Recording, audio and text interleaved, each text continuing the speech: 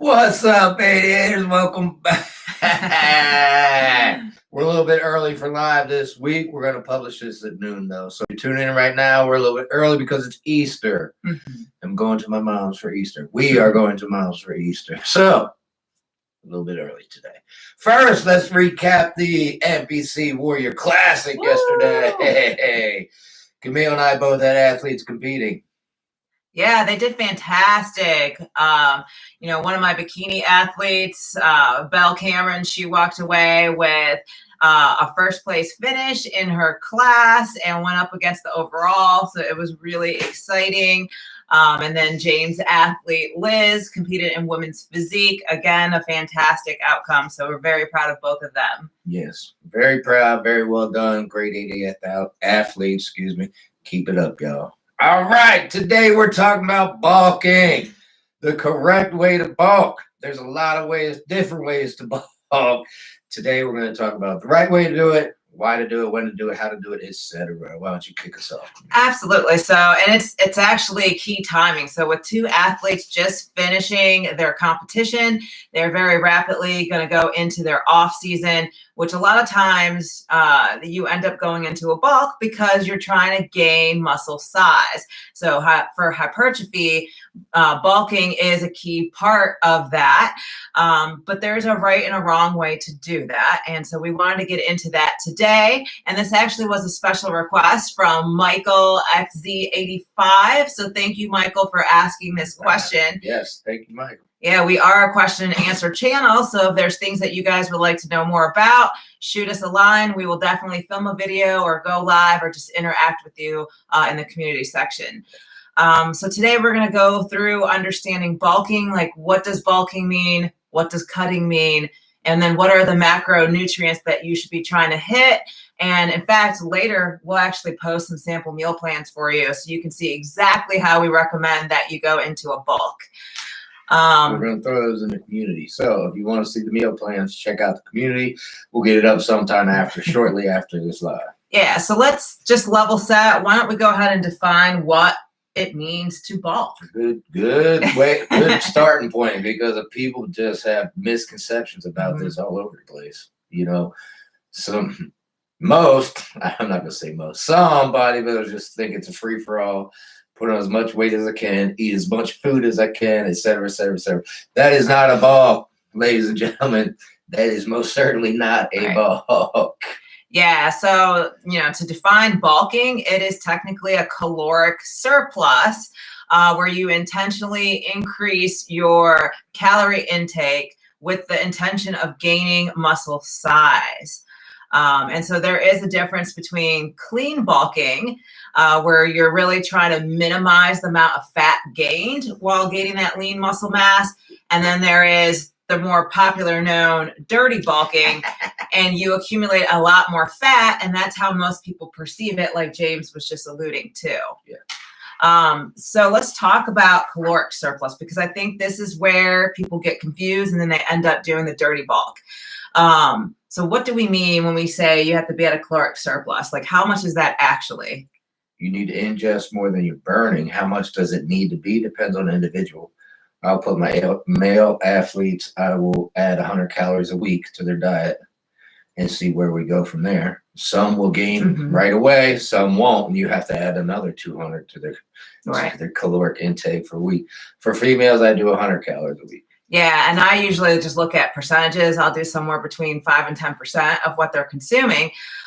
So first things first, you kind of have to know what you're consuming, right? We're all tracking at this point, right? We're serious athletes. We're tracking our food. Yeah, I mean, it's really hard to be consistent and track it over time if you don't actually know where you're starting. So even if you have a starting point if you're not tracking it. And so even if you haven't been tracking, what I would do is just like eat for a normal day and then either go back and log what it was that you ate and calculate how many calories, grams of carbs, grams of fat, grams of protein. So you at least have a baseline. And then that's when you go ahead and add that 200 or 100 or increase by the 5 to 10%. So I think, again, people get confused. Like they just start eating everything in sight. Yes. And that just leads to excessive fat gain too quickly. Correct. And that's why I do the small caloric increases, because you don't really want to gain that much weight that fast either. It's not healthy. It's hurting on your body. It's going to hurt you. And when you do it in small increments, you can adjust it as you go along. Like I said, if you're not gaining weight at 200, you add another 200. If you are gaining weight and it's too much weight, too fast, you back it down to 100. Right. And we are going to get very specific a little later in this video on exactly how much you should be gaining or not. I jumped in there. Yeah. But let's just talk a little bit about the macros and the nutrients around hypertrophy specifically. Like, you definitely need to eat protein, carbs, and fats. Where I think it gets confusing is like, what is the proper ratio? So James and I are pretty firm believers in Mike Mentzer's guidance on the proper ratios for bulking, which he says, you probably want your carbohydrates around 60% of your total calorie intake, protein around 25%, and fat around 15%.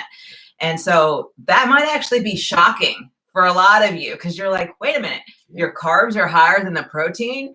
What about fat? I heard you need fat to like maintain like hormone regulation. So what's going on there?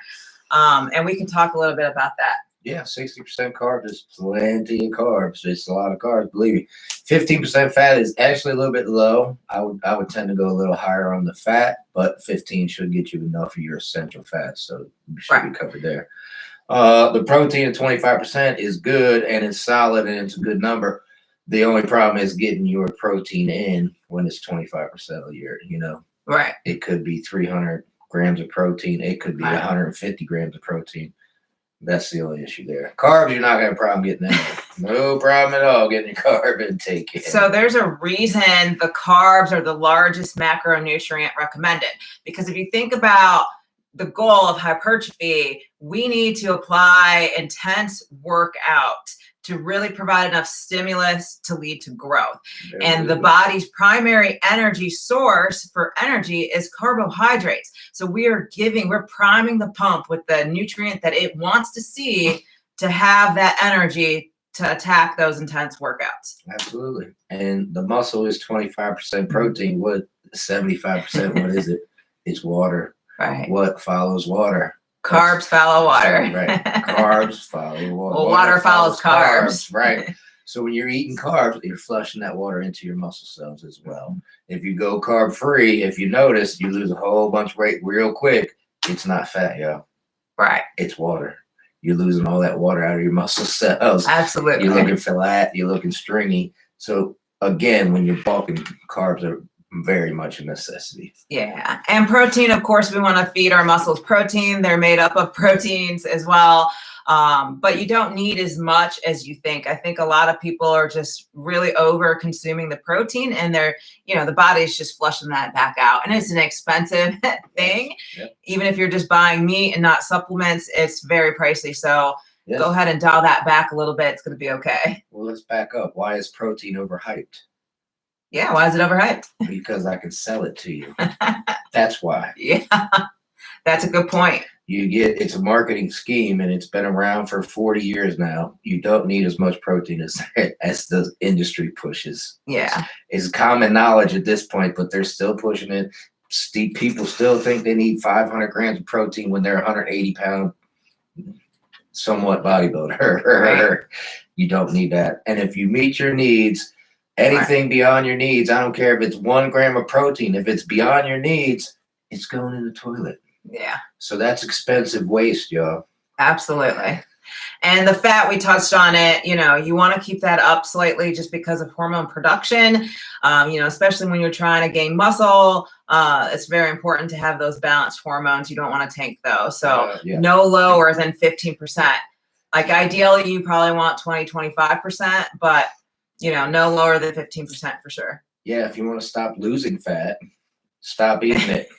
Watch how much fat you lose then. Wouldn't recommend it, but yeah, I mean, I've actually personally done that, right? Because there is that misconception that if you eat fat, you gain fat, and it's not true. Like I have had diets where I've pulled out all of the fat. And I got stuck. Didn't lose weight. This was like way back when, before I was a personal trainer and got educated on the topic. I've had several clients come to me over the years who are overweight or obese and say, I eat zero fat. Oh, there's your problem. Literally zero. And I believe them because I make them track their food and give it to me anyway. And there is zero fat in their diet. I'm like, well, that's your problem. You're not eating fat. You're not going to lose fat. Absolutely. So in terms of kind of going back to the protein, how much protein is enough if we're saying that it's mostly overconsumed? Mm-hmm. Well, it's really 1.2 to 2.2 grams per kilogram of body weight. And you're probably like, all right, well, what is that in pounds if, you're over here in the United States? This is America, yeah. Yeah. So in any case, that's about, like for a small female, for instance, that's about 68 grams to 125 grams for a 125-pound person. So it's about a gram a pound. Yeah. And it would be about 109 to 200 grams for a 200-pound person. So if you did target a gram a pound, that's pretty good, or even slightly under that, like 0.8 per pound. I think you're doing pretty good. Yeah. To be safe and keep it simple, I'll go 1 for 1. Yeah. Whatever you weigh, get that much in protein throughout the day in grams. Right. Absolutely. And then when you bulk, like we talked about the dirty bulk versus clean bulk, I always am going to emphasize that you want a clean bulk, right? So like 80-20, 80% of the time during your bulk, you want it to be a clean bulk. But at the same time, especially if you're an athlete, you want to have some flexibility to enjoy some life. So, okay, maybe 20% of the time, you're eating processed foods or fried foods, sweets, that type of thing. Well said. I mean, bulking is a time to let your belt loose and let loose a little bit, because you're not going to eat the stuff you want to eat in prep.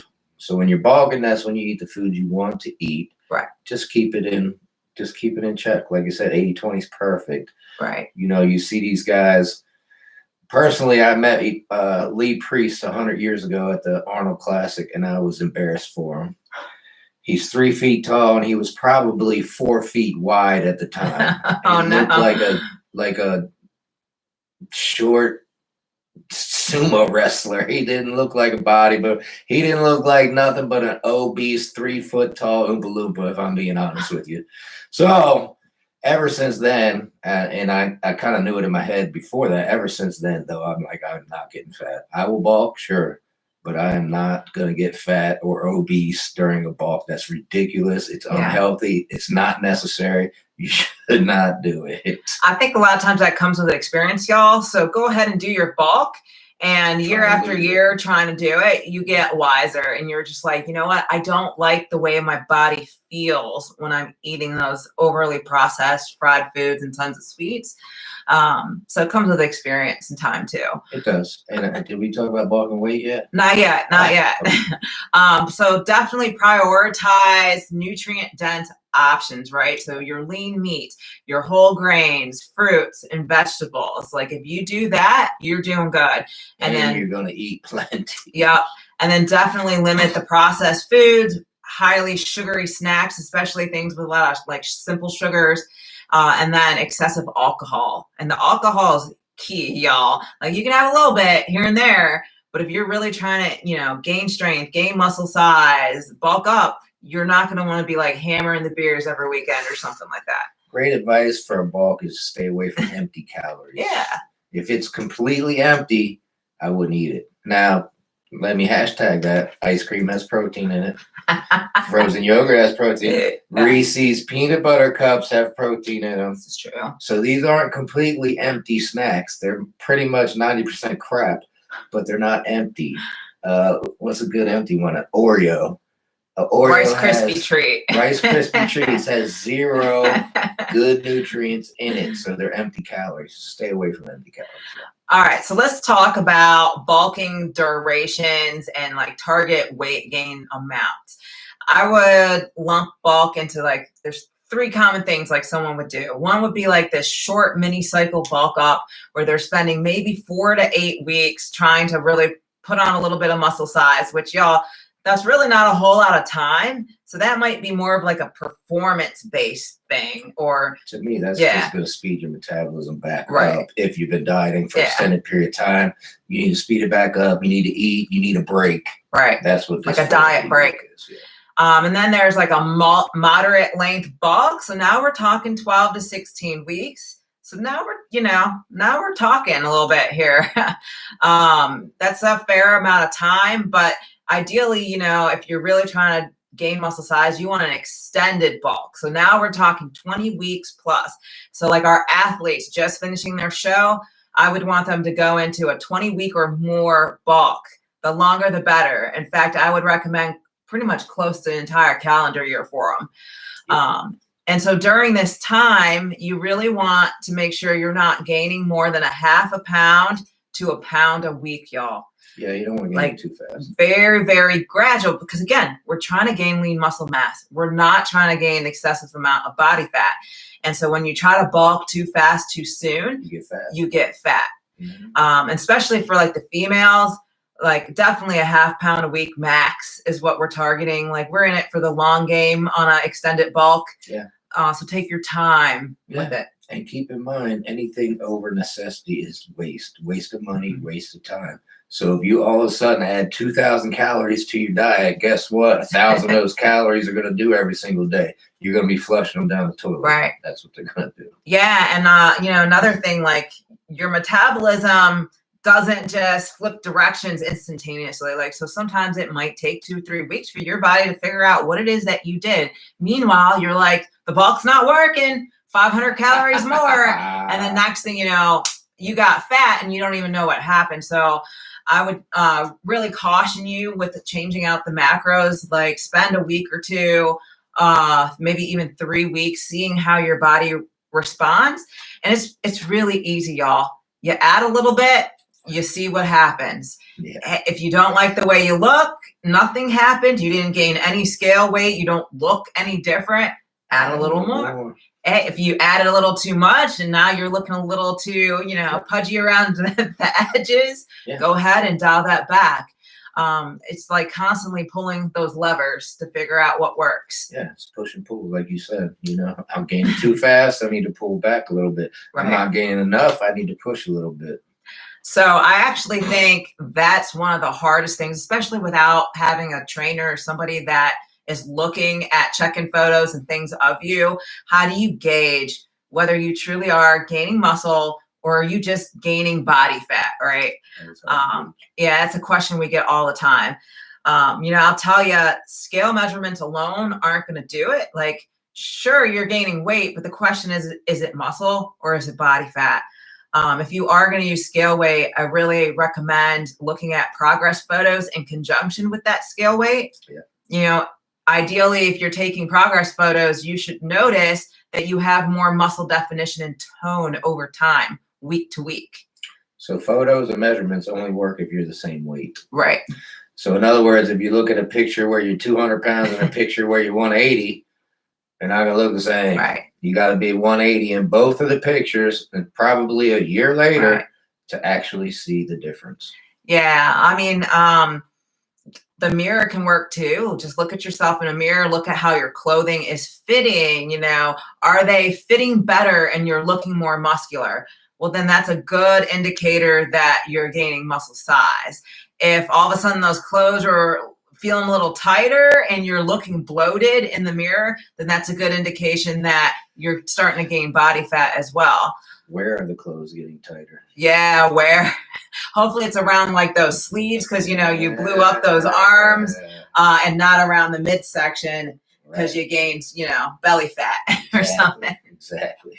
Another thing that's a good indicator is I tell the people to track your strength gains. That is a good indicator too. Like if over time in your 20-week bulk, your bench press is going up, you're making gains. Yeah, you're making gains. And we didn't really hit on this in the beginning, but there's different reasons people bulk. We're kind of talking more of the hypertrophy side, but there is strength and performance reasons as well. So the other thing you can do is track body fat percentages. If you are going to do that, though, I would recommend something like a DEXA scan. It's a little more accurate, but even with that, it's just a tool in the toolbox, y'all. It's not without fault. Sometimes there's a lot of error in those type of measurements. So just be careful how you're using it. Make sure you get the same technician every time. Right. So yeah, I mean, I guess just to recap some of the high points, there's a good way to bulk and a bad way to bulk. try to focus on that 80-20 rule. So 80% of the time you're eating those nutrient dense foods. Yeah. Yeah. I'm going to go back to Lee Priest because we didn't elaborate. So your correct bulking weight is 20 pounds over your stage weight. If you've never competed, you don't have a real bulking weight. Yeah. And I'm going to caveat that for small females, or maybe like a woman's bikini, even like figure wellness athlete, it's really only like 10 pounds over your stage weight. And so for those of you that want to bulk up and gain muscle size, and you're like, well, I don't compete at all, so I don't know. You just want a little film over your muscles. Yep. So think about what you would look like with a shredded 6-pack, like on the beach, right? And then think about what a slightly blurred 6-pack looks like. You can still tell you have the 6-pack, yep, but it's not crisp anymore. It's a little blurry. It's a little blurred. That's the amount of body fat we're talking about. That's the 20 pounds. Yes. And like I said earlier, I give my clients add 200 a week. And I'm going to say to them, till you gain 20 pounds or you're comfortable. Mm-hmm. Some of them will gain 10 and say, yo, I don't like the mirror. I'm stopping right now. And that's fine. Right. 100% fine. You're still a surplus. You're still bulking, et cetera, et cetera. I have gained 40 pounds over my stage weight over the years. One year I went and just ate and ate and ate and ate. That's probably a dirty bulk. It was a dirty bulk, and I did not feel good. No. And I was a young man, and it hurt to put my shoes on. It hurt to go up a flight of stairs, et cetera, et cetera. Right. So watch yourself. You know, I compete around 200 pounds. I'm 5'10". I got all the way up to 240, and I just felt like dirt. Well, in addition to that, just felt terrible. And looked terrible, by the way. Well, and think of how hard you have to work after that 20 weeks to diet back down and get that 6-pack back. You literally got to lose 40 pounds. And anytime you're in a caloric deficit trying to lean out, there's always the risk that you are going to burn through muscle. Yeah. And so why work that hard to bulk in the first place to put that muscle you gained at risk? Yes. And there's been, people say bulk to get stronger, but there's been studies that show you fat gain actually makes you weaker. Right. There's always leverage. So the heavier you are, the more you're going to move. But watch your fat gain. It's not necessarily going to give you the strength gains that you think. You're not going to be world's strongest man because you put 20 pounds on. Believe me, I can tell you that right now. And my bulking weight is 220 because I'm 200 pounds on stage.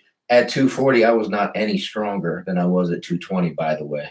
Not one single half a pound stronger at 240 than I am at 220. And I feel like crap. Crap at cardiovascular wise, there's probably just a strain.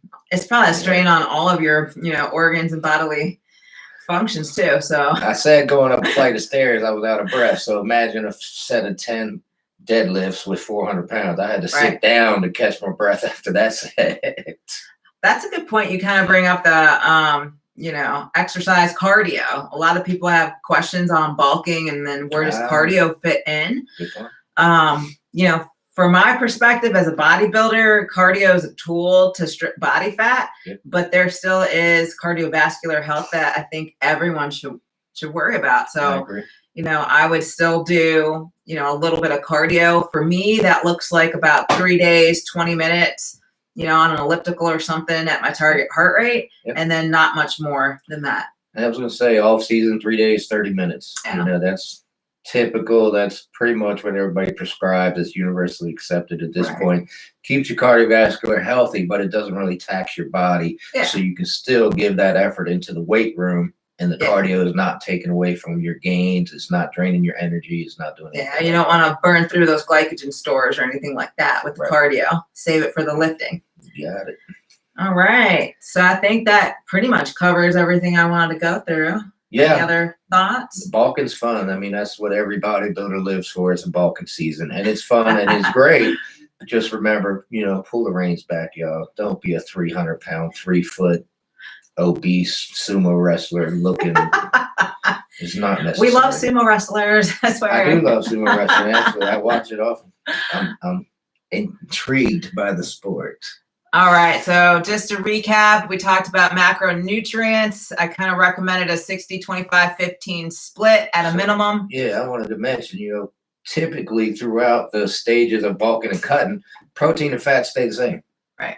The only thing that goes up and down is carbs, typically. Now you're going to get a little shift in protein, a little shift in fat, but carbs are going to be the big one that goes up and down. Absolutely. For bulking and cutting. You know, my protein and fat stay pretty much same all the time. The bulking, if the carbs go up, the cutting, the carbs go down. Absolutely. We talked about the recommended amount of protein, you know, keeping it close to that pound per body weight, or, you know, that 1.2 to 2.2 grams per kilogram of body weight. Yeah, and that's plenty when you're eating carbs. You know, carbs spare protein, if you haven't read that yet or heard that yet. So when you're eating carbs, you don't need as much protein as when you're not eating carbs. Right. And we talked about the different bulk cycles, whether you're doing a mini bulk, 4 to 8 weeks, moderate, 12 to 16, or extended 20 plus. In any of those cases, you really want to only gain 0.5 to 1 pound per week, and really pay attention to how you look and how you feel and how your strength progresses during that time. Yeah, that's a good point. What happens when you get to your 20 pounds over your stage weight? This is, again, why I play with the calories. So we're adding 200 a week until we get to 20 pounds. Now we cut it in half, see if you maintain. If you still gain, we're going to cut it back another 100. And right there, you should maintain or start losing. Right. And then you play with it from there. We'll do 50 carbs a week if we have to remain in the maintain at the 20 pounds over. Yeah, absolutely. You know, just some common mistakes not to, you know, make, you know, you want to track, right? So if you're not tracking, that is a huge mistake. Yes. You're going to want to take progress photos, even if you don't think it's important now, like next year when you go to bulk, like take photos. It's important. Like you really want those photos at all the different weights that you'll fluctuate at throughout the year. As James said, like if you're 180, what did you look like last time at 180? Like you want that library of photos that you can go back to and pull. Right. Yeah. You can't look at yourself 180 and 200 pounds and say, look at my gains. Yeah. Can't do that. So, yeah, I think that's the main thing. And then definitely y'all, you know, if you're bulking, you don't need to gain more than 20 pounds. And if you're, you know, small female, you know, 10 to 15 is good. Don't overdo it. Just think about those blurry abs. Yes. You want blurry abs during the bulk. And if you're a seriously competitive athlete, you're going to bulk more than 20 weeks. Right. It's bulk and cut. It's bulk and cut. But don't go over that 20 pounds. Is it okay to float around the 20 pounds? Yes. Right. It is perfectly fine to float around that 20 pounds. Just don't start floating from 25 to 30 pounds over, right? Right. Stay in that window, 15 to 25 pounds over your stage weight. But yeah, so I appreciate the video request, Michael. It was actually really great timing since we have athletes going into that bulk season. Hey. So I appreciate your questions for sure. Anything else? You saw the interview with Miguel yesterday, and he's going to compete next week. Stay tuned. He's going to dominate. We're excited about that. And keep the requests coming, y'all. We're here for you. You make our job easier when you give us requests, by the way. Yeah. Then we know what to film. It's a lot more fun too. And it's more fun. Instead of trying to brainstorm and come up with something new, if we get a request, hey, boom, there it is. Yeah. We got it. So keep them coming. Plus, this channel's for y'all. We're here for you. We want to help you. If I can reach my gains, make it to IFBB Pro, so can you. You just got to put in the work and listen. All right, y'all. Have a great day. See you next time. Happy Easter. Bye.